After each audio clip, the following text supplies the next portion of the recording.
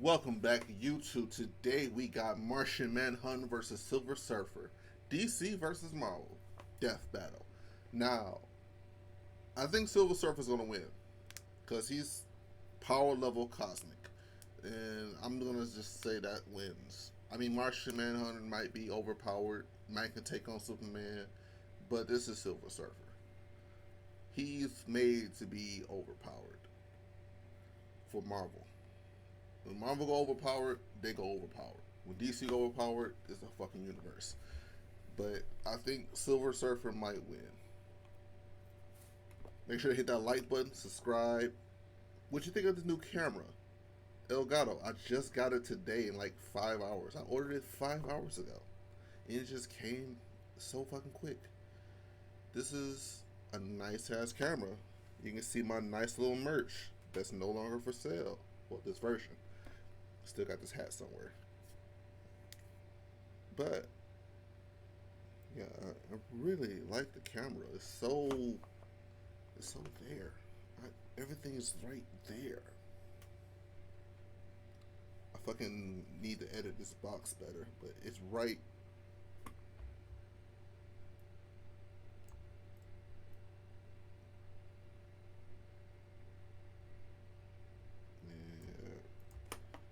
There. It's right there. I should shrink me down a little bit more.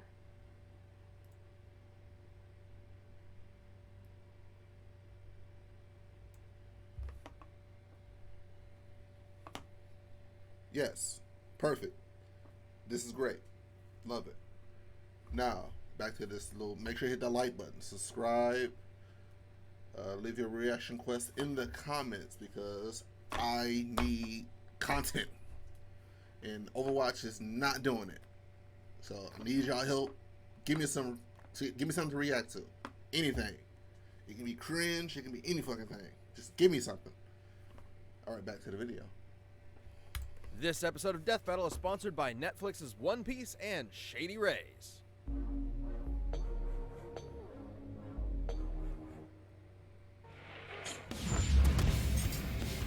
Martian Manhunter, DC's Space Ranger. The Silver Surfer, Marvel's Sentinel of the Spaceways. The depths of space hold secrets beyond our comprehension, but these sage superheroes have seen more of it than any of us could ever hope to. He's Wiz and I'm Boomstick. And it's our job to analyze their weapons, armor, and skills to find out who would win a death battle.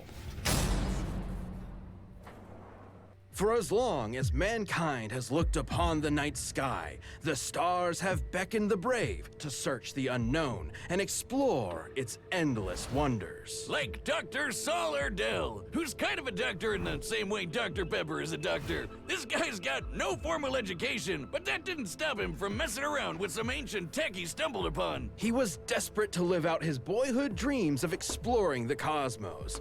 So with the tech's advanced capabilities, Erdell created a machine that would bring the cosmos to him. He pointed the machine at Mars, pushed a button, and hoped for the best. And it worked! Erdell summoned a real-life Martian right before his very eyes. So remember, kids, when in doubt, just push buttons. Never fails. The mysterious and powerful alien known as J'onn J'onzz, the Martian Manhunter, immediately started using his incredible powers in front of the Doctor, like mind reading and shape-shifting. Which was just the tip of Erdell's discoveries. Turns out, Martians have complete control over their bodies and can transform into practically anything, like a freaking dragon, an exact duplicate of Wonder Woman down to her central nervous system, or even a totally generic green monster that loves choco cookies. They can also shoot lasers from their eyes, fire psionic blasts, turn invisible, and phase through anything. Even Green Lantern constructs and force fields that Superman couldn't get through. On top of all that, they've got a crazy healing factor. John has regenerated back from a single limb, tiny pieces, or even a puddle of goo. This display of awe-inspiring power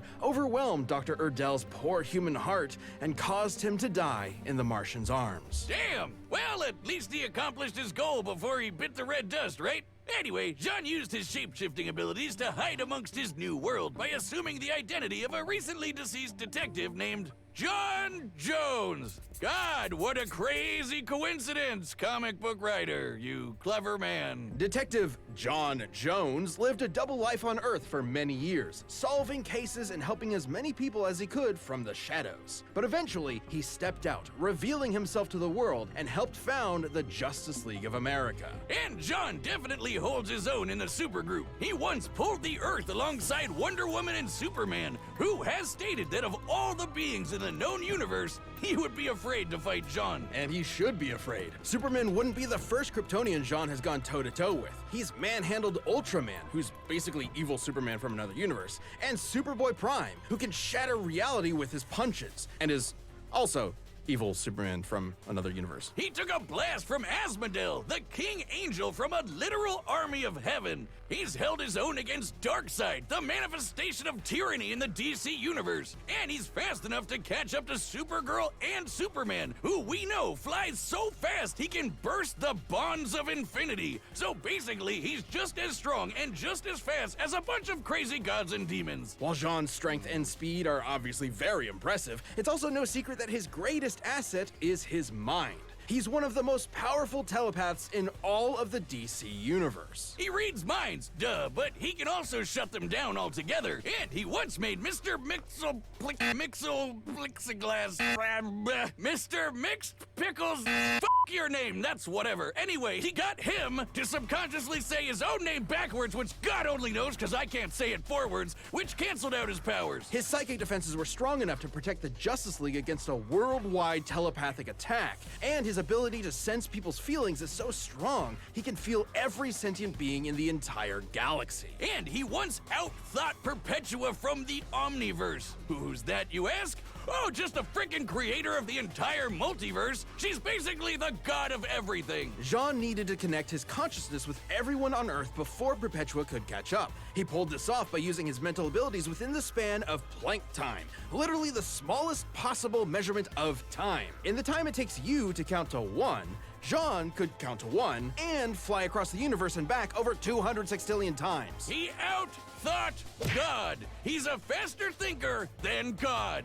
And it didn't end there. John took a punch from her and walked away with just a bloody nose. And when she disintegrated him into basically nothing, he regenerated back from a hit from God. Batman has said that How in order long to did that kill take, Jean for though? good, you would have to literally destroy every single atom in his body, one by one. God damn! If I didn't love alliteration so much, I'd say we change this guy's name to Martian God Hunter or something. He's basically invincible, right? Not quite. Jean is not without weakness. He has a very real vulnerability to fire. At times, it has completely overwhelmed him to the point where he loses control of his body. And not just literal fire either. John was once tricked into just thinking he was surrounded by fire, and that was enough for him. Even still, Jean has been able to overcome this weakness. He's fought enemies with fire abilities and even taken hits from fire attacks, which leads me to believe the weakness, while potent and still able to cause real physical harm, is mainly psychosomatic.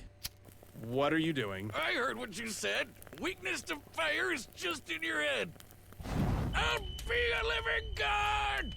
Another win in the mind column for sure. And to think there's a whole planet of these guys out there. Unfortunately, that's no longer the case. Before Dr. Erdel's strange experiment, Jean's own brother used the Martians' telepathic connection to each other against them, and the entire planet was plagued with Ronmir's curse. As long as they stayed telepathically connected, every Martian was vulnerable to a mental fire that would overwhelm them and burn them from the inside out. Which sadly worked very well, because the fear of fire is something Jean shares with his fellow Martians. Centuries earlier, the Guardians of the Universe, a group of immortal aliens who run the Green Lantern Corps, feared that the Martian race could become too strong. So they programmed the Martians with that genetic weakness to fire. John was able to survive the fiery curse by cutting off his mental connection to his people, including his family. Unfortunately, his wife, Myria, and their daughter couldn't live with the isolation, and he had no choice but to watch them give in and burn alive.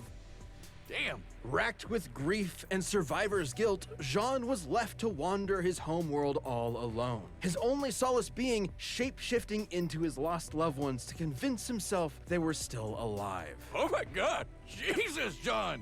That is so sad. That pain has undoubtedly shaped who Jean is. In fact, the trauma he held onto so tightly formed a literal spiritual connection with those lost souls. A telepathic connection so strong, it kept them from finding peace in an afterlife. Let me say that again. His grief and telepathy were so strong, he prevented an entire race of people from moving on to the afterlife. It wasn't until years later that John could return to Mars and release those souls by finally letting go. And not to forget them, but to embrace his new life and his new home. A place he would defend time and time again to make sure the Earth never suffers a fate similar to Mars. To experience all of that, to truly know what it feels like to be alone in the vast universe, but continue to use your wisdom and power to help those in need, is what makes the Martian Manhunter such a noble hero. On a planet packed with other incredible heroes, Jean really has set himself apart. He's risen through the ashes and emerged, the heart and soul of the Justice League.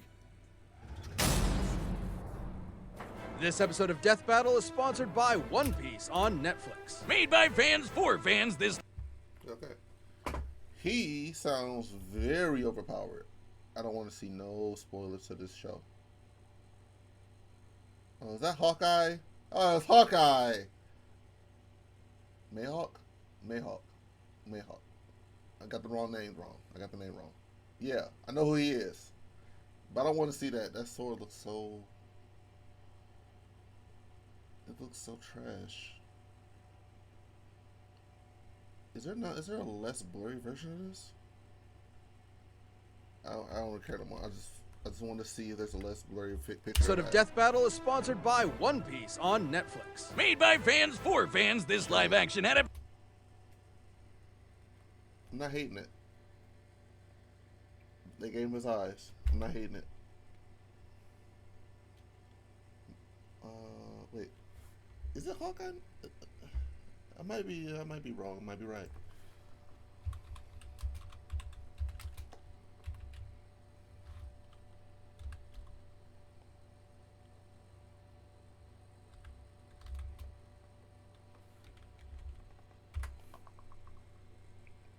Dracula Mihawk. I feel like... Okay, his nickname is Hawk Eyes. Okay, I was still right. I was right. I know my shit still. I was right. That was his nickname. Cancel some of these fucking tabs. Zen La, a virtual utopia, free from any and all crime, poverty, and disease. And home to Norin Rad, which I've gotta say is the sickest, most radical name I have ever heard in my entire life. He was a brainy kid who was raised to live a life of reason and intellect over one of gnarly adventure. That is, until the technologically advanced society came under threat from the devourer of worlds, Galactus. So Norin struck up a deal with the World Muncher. In exchange for sparing his planet, Mr. Rad offered to leave his home behind, become Galactus's herald, and seek out new planets for him to scarf down. And once Galactus agreed to the deal, he imbued his new herald with the power cosmic, transforming him into the Silver Surfer. An equally tubular name. 2 for 2. Wow, you rarely see it. The power cosmic grants the Surfer near unlimited energy, as well as matter manipulation, phasing, super strength, speed, and invulnerability, just to name a few. The Surfer's basically got all of Galactus' space magic, just on a smaller scale. And Galactus uses that power to fight guys like the In-Betweener, an abstract being from the overspace. The Surfer used the power cosmic to serve Galactus diligently for nearly 100 years, during which he ensured that the planets consumed were devoid of sentient life. That is, until the Surfer accidentally offered up a planet with life, which drove him crazy with guilt. So Galactus tried his best to suppress the Surfer's emotions, erase the painful memories, and make it easier for him to find planets with tasty, delicious life, guilt-free. How nice of him. And it worked for a while until the Surfer reached Earth. Galactus's mighty mind manipulation wasn't enough to bury the Surfer's true nature for good. With the help of Alicia Masters and the Fantastic Four, the Surfer turned against his overlord and saved the Earth from being eaten. But even after all that, Galactus just let the Surfer keep his powers. At any point, he could have just taken them back. Being the source of the Surfer's powers, yes, he could. But Galactus has continued to let the Surfer have the power cosmic out of respect for his first herald. Damn. See, that's the kind of respect I'm asking from you. Anyway, ever since those mental gymnastics with Galactus, the Surfer made sure nothing like that would ever happen again. And he's been successful, like when Psycho Man failed to trick the Surfer with his illusions, or when he was briefly trapped in the Supreme Intelligence's mind when it was using the Mind Stone. With some of those mental threats behind him, he could finally take to the spaceways, kick ass, and monologue about the meaning of life in the universe. All of which he's quite good at, especially that last one. It's thanks to the abilities afforded to him through all that cosmic energy. It's seriously crazy. He can rearrange the molecules of anything he wants into anything he wants. He can force you to just feel pain in general, and he can even control elements, not just earth, wind, and fire, but anything in a boogie wonderland like gravity and the weather. He's got enough power and energy inside him that he once created an infant star to serve as a new light source in a universe devoid of light. So just when he needed it, he was able to pop out a baby son? That's convenient. That's the power cosmic. But we can't forget about the sick board he shreds the stars with. This thing's basically an extension of himself. He can transform it into a sweet sword or into pure cosmic energy. And if it breaks, he can just form a new one. On his board, the Surfer has traveled at incalculable speeds on multiple occasions. He can fly faster than Thor, and even once flew so fast he reached the future. Even without his board, he once broke free from energy shackles that would zap away his power within the next nanosecond. Gnarly, brah. He once outsurfed a wave of universal destruction. He had to surf out of all of existence as it was being torn apart. Now, Okay, I gotta say, I think that's a little bit faster than Martian Manhunter. A little bit. I'm not sure. But they haven't showed us a strength feat yet. Seen some choice waves in my day, but if you ask me, that's one too best for watching on the beach with a brew. You're, hitting it real hard with all this surfing lingo. He's honestly not that kind of guy at all. Righteously disagree with you, dude. You are carving up my brainwaves into an A-frame swell that I just can't bail. I'm waxed, man, waxed. The Silver Surfer is a tragic figure who is always weighing his choices through every angle of morality. Like when he set out to destroy the new host of the Star Brand, an energy source that grants his wielders virtually infinite power, capable of wiping out all life on Earth. The Star Brand seems to choose a new unknowing host at random. Could be a good guy, could be the most evil person to ever exist. But despite that threat, the Surfer spared the new Star Brand once he found out she was carrying a child. He decided to bear the weight of any potential consequences on his own shoulders, instead of squashing any and all hope that the child would use that power for good. I get it! He's a righteous dude on a surfboard! Exactly. And in the Surfer's case, a keen sense of morality also comes with a keen sense of his surroundings in general. He can see enemies even when they're invisible, and can sense incoming threats, to the point where he can sense someone approaching even before they've left their own home. He can also absorb energy his opponents throw at him. Anything from psionic energy to a freaking star. The Surfer can even do it when he's on death's door. Hey, Wiz, what do you think the doormat on death's door says? Probably like, knock 'em dead, right? What are you talking? Like, Now, there's it does no way take a he's lot to losing get the this. Surfer to death's door. He's taken a blast from the Infinity Stones, survived being smashed into pieces, crashed into the Big Bang, and played catch with the star. He caught it and then threw it right back at that punk Deadpool.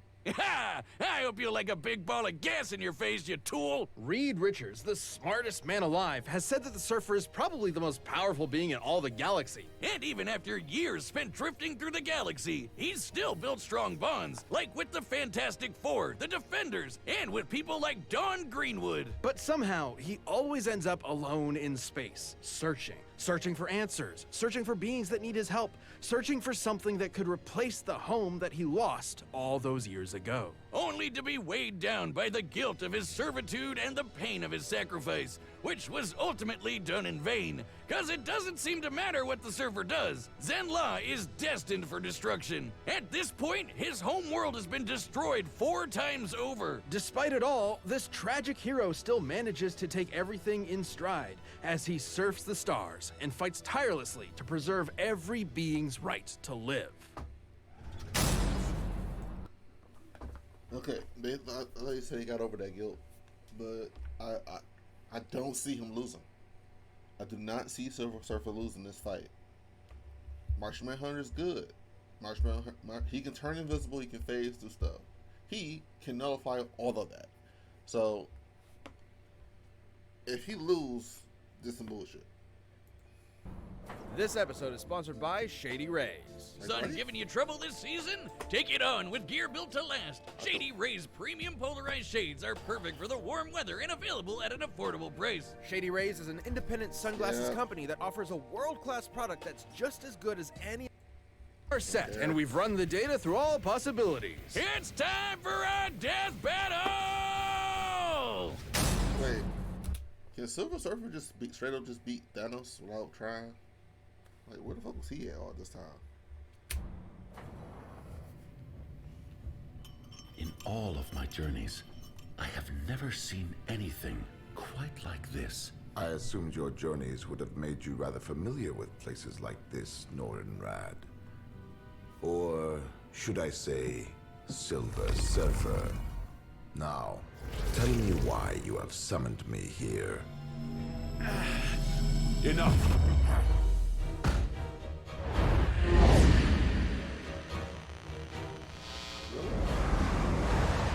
What are you hiding?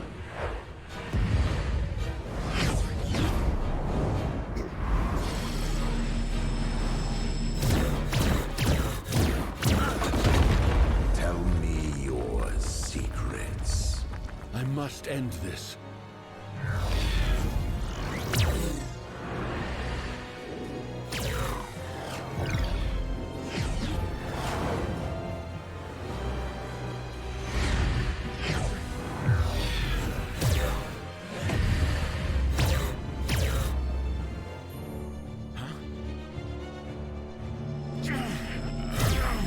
There is no use in hiding.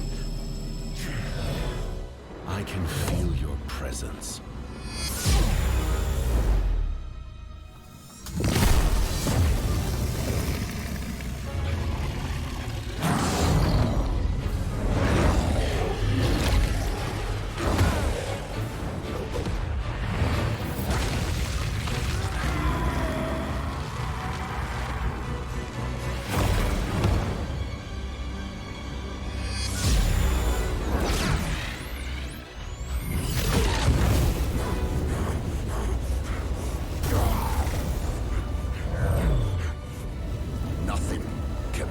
Martian might. Your will is admirable, but will alone is not enough. Feel the pain.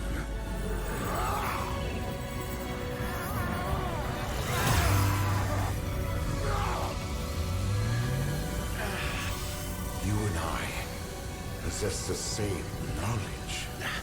That only one of us can survive, and we know not why. I hope you can live with the uncertainty. Victory comes with no certain satisfaction. I may never know why we were made to fight. If violence is ever truly justified, but perhaps there is something worthy in the battle. Myria. Something beyond my understanding.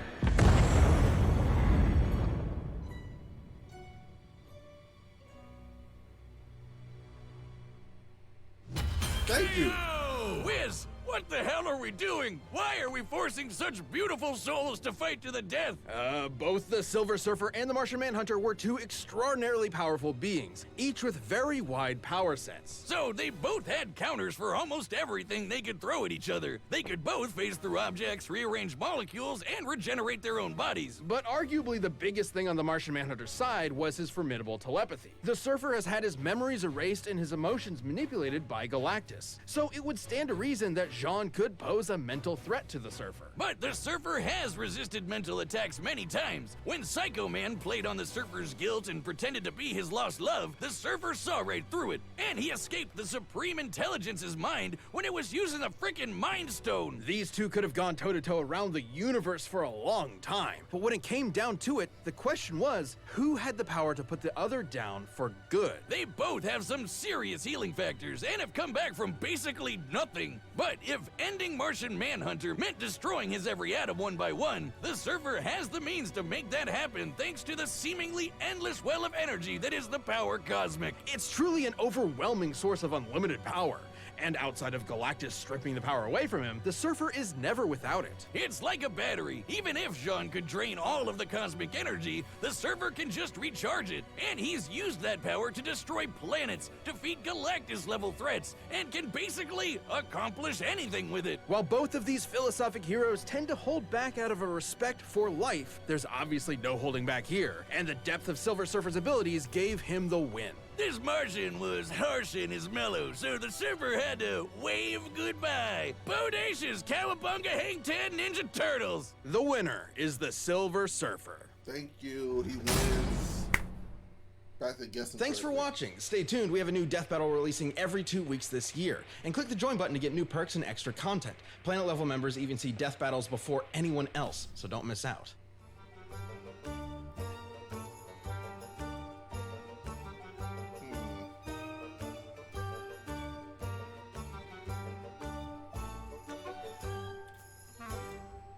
I don't know about that one. I know Bill Cipher. I don't know who Discord is, but I know Bill Cipher.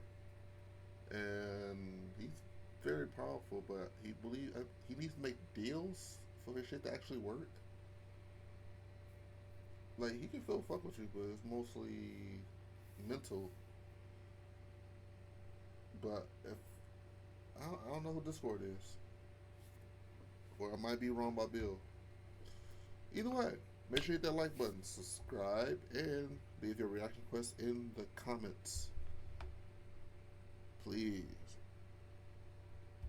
See you later.